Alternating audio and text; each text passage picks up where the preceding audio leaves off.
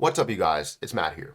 Welcome back to another video. Now, in this one, I kind of want to focus on the market as well, looking at the broader market overall, because we are in a unique spot, right? Where we are seeing so much support for crypto and we're not seeing as much movement for crypto, right? Where everybody's in that kind of period where they're like, let's wait and see what happens, because it's pretty interesting, right? We're waiting to see what happens with the halving. We're waiting to see what happens with the ETFs. We're waiting to see what happens with the altcoin season, right? We're waiting. It's not really about buying up everything yet.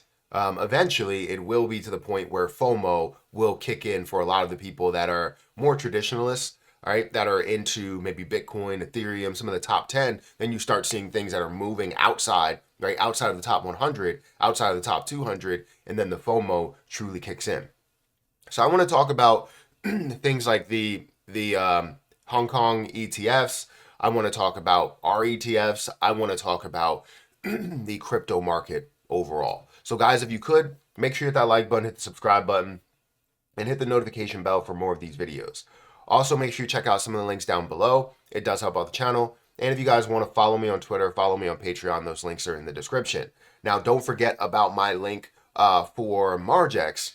If you guys want to sign up for Margex and start trading, you could trade Bitcoin, Ethereum at 100x. You know, you have XRP, Solana, Jasmine Coin at 50x leverage. You have things like Pepe and Shiba Inu and Dogecoin at 25x leverage if you want to. You can do all the way down to 5x leverage if you want to as well. Feel free to go ahead and check that out. Link is down there in the description. But the reason why all of this is brought up and why I want to talk about this is because this video that I made earlier today, talking about how this analyst thought the bull market was over, I started breaking down the reasons as to why the bull market is over or is not over. And you know, you start looking at this and you're like, this is a completely different market. And that's kind of what I wanted to, hone in on, is the fact that this is a completely different market. We have not seen anything that has happened so far in this crypto bull market than we've seen in any other bull market. We see ETFs, right? Adoption. We see traditionalists that are getting into it. These traditionalists that are getting into this are looking to buy and hold. It's not a same situation where you're looking for just an overall price increase and trying to gather your money. That's what it was before, where they're like, all right, we're trying to time these bull markets and bear markets to gather as much money as possible. No, this is talking about for the lifetime, Bitcoin will have a value to it associated with gold, right? In a way of how gold works, where it just continues to grow in value, appreciate in value over time. And you will see the same thing that happens for Bitcoin and for other things like Litecoin and other projects. So with that being said, you have people that are dollar cost averaging into it with these ETFs, and then you're going to have all-encompassing ETFs for not only Bitcoin, but also having Ethereum, having some altcoins that are in there, having some more risky plays, some gaming plays, some AI plays, all of those different things to give you a better market, a stronger market. So when we look at the previous drops that we've seen in the market, we're looking at, maybe a 90% drop, 80% drop, 85% drop, 75% drop, right? Those drops have been massive. But I really don't think that this bear market that we see eventually, when we see this bear market, it will have as much of an effect as previous bear markets. Why? Because we have traditionalists that are holding on to these plays for a long period of time. Altcoins may still take some sort of a hit, but I really don't think Bitcoin will have that much of a drop, and then you'll still see that continuation of a trickle-down effect, which should essentially, feed into a lot of the altcoins. So I want to give a big thank you to Exverse for sponsoring this video. Exverse is an AI-powered first-person shooter built on Unreal Engine 5, incubated by Cetify and KuCoin Labs, and powered by Immutable.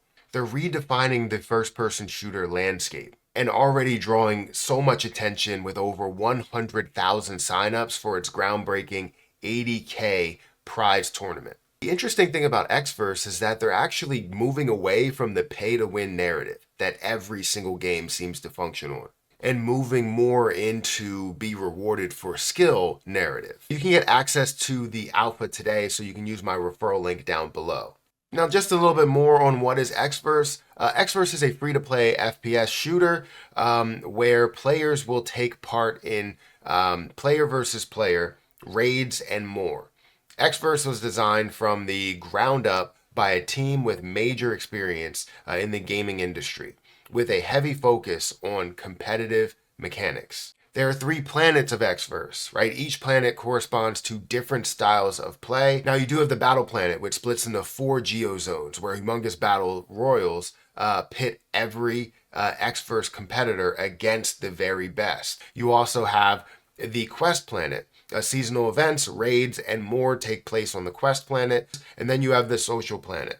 Purchase a customizable clan space, build relationships, and take part in events hosted by Exverse and its partners. Also, there are 2 tokens that are associated with it. You have the Exverse, which will be the primary token, which will have EXVG, and then you'll have the secondary currency, which is in-game currency, which will be EXVS. So EXVS is an in-game currency of Exverse and can be used to purchase items and unlock different modes and arenas. Now, this is where that kind of changes, where you see EXVG, which is the ecosystem token of Exverse and can be earned by performing well in Exverse, basically bringing back that be rewarded for skill type of narrative. They have many different partners, so you can go down the list of exactly how many partners they do have, and they have a lot of followers over on Twitter, so they definitely have the popularity. So again, make sure you check out all of the links down below for Exverse, and I want to thank them personally for sponsoring this video, but let's get back into the content. But when we look at things that are happening right now, again, the ETFs, it's a big deal. Hong Kong ETFs begin trading, issuers unfazed if US declares ETH as a security. Obviously, this is what we're looking at. Obviously, it would be bad for crypto to not have money legally flow into Ethereum, right? Legally flow into this project that we all know and love and trade back and forth and utilize on the DEX side to trade, right? Because we need to have ETH to pay gas fees. So if it's something where it's labeled as a security in a way and we can't utilize it, that whole entire blockchain, that still doesn't stop the rest of the world from being able to utilize Ethereum. It just takes away from the volume that you can expect from here, and some of these exchanges probably will end up fighting because they flow on ERC20. But Hong Kong ETFs is a big deal, right? Exchange traded funds issuers in Hong Kong are not concerned about the crypto crackdown in the United States, which could result in regulators classifying ETH as a security. Speaking at a press conference in April 29th on the eve of the launch of the spot crypto ETFs in Hong Kong, the head of digital asset management firm China Asset Management, I can't say his name. I'll just say Zhao. Hopefully I'm saying his name right. And the head of the custody firm OSL Digital Securities, Wayne Hong, answered questions on the new institutional investment products. One of the more notable responses was to a question regarding the world's first spot Ether ETF and whether the United States declared it as a security will have any impact on Hong Kong. It responded, probably not, because whether the United States defines Ethereum as a security or not affects the independent decision making. Does not affect the independent decision making of Hong Kong Securities Regulatory Commission. So that's very true. I said that obviously anything that we do as a country doesn't mean that any other country will also do the same thing, right? Meaning that crypto is still alive. You can't expect crypto to absolutely die. The only thing is that it kind of puts us behind the 8 ball, where we're way behind in this because we have people that are in these spots, in these decision maker roles that are dumb, right? And that's how I want to put it. I was going to say that just make bad decisions, but they honestly are just dumb. They're only thinking about themselves and only thinking about maybe the people that are close to them. rather than everybody else that holds Ethereum, that trades with Ethereum, that trades things on the Ethereum chain and all of that. So ultimately, when I look at this, when I look at the things that have happened right now, the things that have happened in the crypto space, we can see that Hong Kong, with these ETFs, it's a big deal. It's going to create a lot of volume. It's going to create a lot of traditionalists that get into it, while we also have the ETFs for Bitcoin, and then maybe eventually ETFs for Ethereum, no matter if they want to classify it as security or not. It's not. And we need to find a way to completely change the definition of what crypto actually is. Ultimately, we look at things like the ETFs. We look at things like the fact that we haven't seen an altcoin season. We look at things like the Hong Kong ETFs, the adoption that's happening with crypto, the use that companies are now saying, hey, we can accept crypto for this payment, whether it's Ferrari or Porsche or car companies or whatever, right? We end up doing it through mortgages and just all of these things through banks. With that adoption, it shows that crypto is very, very close to being just widely accepted by pretty much everybody, everywhere, for everything. So I'm excited. I'm excited for crypto. This is a big deal, right? The Hong Kong ETFs are a lot bigger than you think. They're not really having an effect on the market. If we look at the overall market, it's not really having an effect on the market. It's currently down by 2%.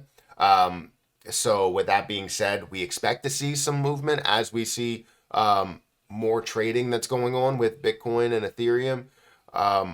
But still, any type of negativity, you see what it does to Ethereum. You see what it does to different projects out there. So, well, let me know what you think about all of this, about the crypto market and where we are heading. If you think that these ETFs have an impact or not. But yeah, make sure you hit that like button, hit that subscribe button. Thank you again to the video sponsor, Exverse. And I'm going to get out of here, so I'll catch you in the next one. See ya.